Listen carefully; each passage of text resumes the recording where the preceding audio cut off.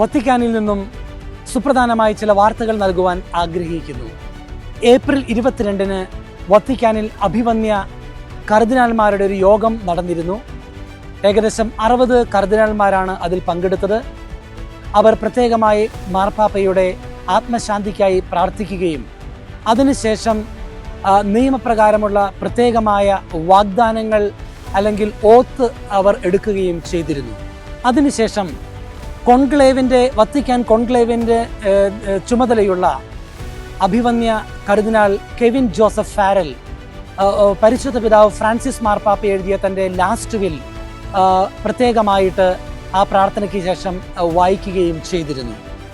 മറ്റൊരു കാര്യം, പതിവ് പോലെ ജൂബിലി വർഷത്തിൽ തീർത്ഥാടനവുമായി ലോകത്തിൻ്റെ വിവിധ ഭാഗങ്ങളിൽ നിന്നും ഇവിടെ തീർത്ഥാടനവുമായി അവർ ഹോളി ഡോർ കയറുകയാണ്. ഫ്രാൻസിസ് മാർപ്പാപ്പയുടെ ദേഹവിയോഗത്തിൽ ദുഃഖാർത്ഥരാണെങ്കിലും അവർ പ്രാർത്ഥനാപൂർവം ആ തീർത്ഥാടനത്തിൽ പങ്കെടുത്തുകൊണ്ട് ദണ്ഡവിമോചനം പ്രാപിക്കുവാൻ സെൻറ്റ് പീറ്റേഴ്സ് ബസിലിക്കയുടെ ഹോളി ഡോറിലൂടെ അവർ തീർത്ഥാടനവുമായി അകത്തു കയറി പ്രാർത്ഥന തുടരുകയാണ്. ജൂബിലിയുമായി ബന്ധപ്പെട്ട് നടക്കുന്ന പതിവ് രീതിയിലുള്ള എല്ലാ തീർത്ഥാടനങ്ങളും അതുപോലെ നടക്കുന്നുണ്ടെങ്കിലും ഏപ്രിൽ 27-ന് നടക്കാനിരുന്ന വാഴ്ത്തപ്പെട്ട കാർലോ അക്കൂട്ടീസിൻ്റെ കാനോനൈസേഷൻ മാറ്റിവെച്ചിരിക്കുകയാണ്. അതായത് പുതിയ കോൺക്ലേവിലൂടെ പുതിയ മാർപ്പാപ്പയെ തിരഞ്ഞെടുക്കുന്നത് വരെ എല്ലാ ബയാറ്റിഫിക്കേഷനും കാനോനൈസേഷനും തൽക്കാലത്തേക്ക് സസ്പെൻഡ് ചെയ്തിരിക്കുകയാണ്.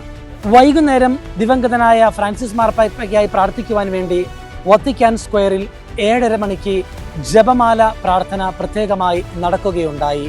ഈ പ്രാർത്ഥനയ്ക്ക് നേതൃത്വം കൊടുത്തത് ഡീൻ ഓഫ് കർദിനാൾസിന്റെ ഡീനായ കോളേജ് ഓഫ് കാർഡിനൽസിന്റെ ഡീനായ ജോവാനി ബത്തിസ്ത റേ ആയിരുന്നു.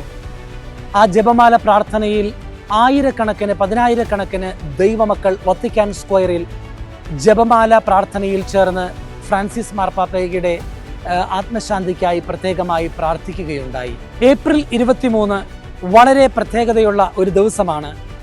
ഫ്രാൻസിസ് മാർപ്പാപ്പ ജോർജ് ബെർഗോളിയായി നാമകരണം ചെയ്യപ്പെട്ട മാമോദിസ ദിനമാണ് ഏപ്രിൽ 23-ന്.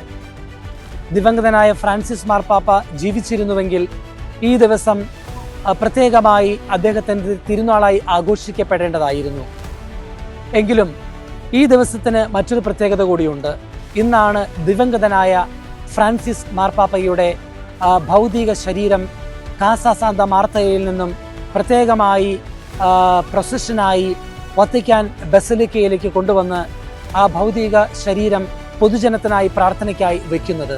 വിലാപയാത്രയായി ഫ്രാൻസിസ് മാർപ്പാപ്പയുടെ ഭൗതിക ശരീരം പ്രത്യേകമായി കാസ സാന്ത മാർത്തയിൽ നിന്നും പ്രൊസഷനായി വിലാപയാത്രയായി സെയിൻറ്റ് പീറ്റേഴ്സ് ബസിലിക്കയിലേക്ക് കൊണ്ടുവരുമ്പോൾ പള്ളിമണികൾ അടിച്ചുകൊണ്ട് ആ ഫ്രാൻസിസ് മാർപ്പാപ്പയുടെ ദുഃഖാചരണം പ്രത്യേകമായി വത്തിക്കാനിൽ പൊതുജനങ്ങളെ അറിയിക്കുന്നതായിരിക്കും.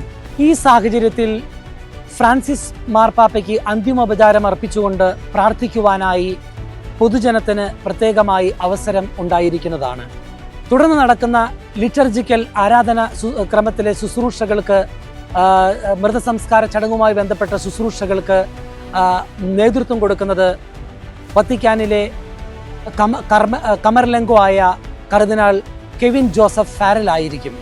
ഏപ്രിൽ 22-ാം തീയതിയിൽ പോലെ ഏപ്രിൽ 23-നും പ്രത്യേകമായി കർദിനാൾമാരുടെ യോഗം വൈകുന്നേരം 5 മണിക്ക് നടക്കുന്നതായിരിക്കും. ഏപ്രിൽ 26-ന് 10 മണിക്കാണ് ഫ്രാൻസിസ് മാർപ്പാപ്പയുടെ ഖബറടക്കവുമായി ബന്ധപ്പെട്ട് മൃതസംസ്കാര ചടങ്ങുമായി ബന്ധപ്പെട്ടുള്ള ആരാധന ക്രമമനുസരിച്ചുള്ള മൃതസംസ്കാര ശുശ്രൂഷകൾ നടക്കുന്നത്.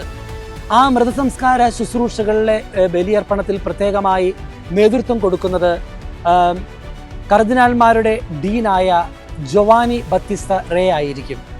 അന്നാണ് നൊവാന്തലീസ് ആരംഭിക്കുന്നത്. അതായത് മാർപ്പാപ്പമാർ മരിച്ചു കഴിഞ്ഞ് ഖബറടക്കുന്ന ദിനത്തോടുകൂടി 9 ദിവസം നീണ്ടു നിൽക്കുന്ന പ്രാർത്ഥനകൾ മാർപ്പാപ്പമാർക്ക് വേണ്ടി അർപ്പിക്കപ്പെടുന്ന പതിവുണ്ട്. അതിനെയാണ് നൊവാന്തലീസ് എന്ന് പറയുന്നത്. അങ്ങനെ നോക്കുമ്പോൾ ഫ്രാൻസിസ് മാർപ്പാപ്പയുടെ മൃതസംസ്കാര ചടങ്ങുകൾ നടക്കുന്ന ആ ദിനം 1-ാമത്തെ ദിനമായി കണക്കാക്കപ്പെടുകയും തുടർന്ന് 9 ദിനങ്ങൾ തുടർച്ചയായി വത്തിക്കാനിൽ പ്രത്യേകമായി ദിവംഗതനായ ഫ്രാൻസിസ് മാർപ്പാപ്പയുടെ ആത്മശാന്തിക്ക് വേണ്ടിയുള്ള പ്രാർത്ഥനകൾ തുടർന്ന് 9 ദിവസങ്ങളിൽ കൂടി നടക്കുന്നതായിരിക്കും. മറ്റൊരു സുപ്രധാനമായ വാർത്ത എന്ന് പറയുന്നത് Italian prime minister Georgia Meloni 5 ദിവസത്തെ ദുഃഖാചരണം ഫ്രാൻസിസ് മാർപ്പാപ്പയുടെ മരണത്തോടനുബന്ധിച്ച് പ്രഖ്യാപിച്ചിട്ടുണ്ട്. മറ്റൊരു സുപ്രധാനമായ വാർത്ത എന്ന് പറയുന്നത് ഫ്രാൻസിസ് മാർപ്പാപ്പയുടെ മൃതസംസ്കാര ചടങ്ങുകളിൽ പങ്കെടുക്കുവാൻ ലോകത്തിന്റെ വിവിധ ഭാഗങ്ങളിൽ നിന്നും ലോക രാഷ്ട്ര നേതാക്കന്മാർ അവരുടെ പ്രതിനിധികളും എത്തുന്നതായി അറിയാൻ സാധിച്ചിട്ടുണ്ട്.